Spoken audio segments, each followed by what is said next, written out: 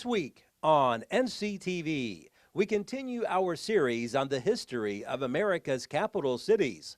This week, we learn about the capital of the 7th state to join the Union, Annapolis, Maryland. Plus, NCTC home improvement and design host Chrissy Jenkins shows us how to make a cool flower arrangement. You can watch both each day at 6:30 in the morning and at 12:30 in the afternoon. You can also tune in at 5 and 9 on Monday and Wednesday evenings. Only on NCTV, your best source for local stories about local people.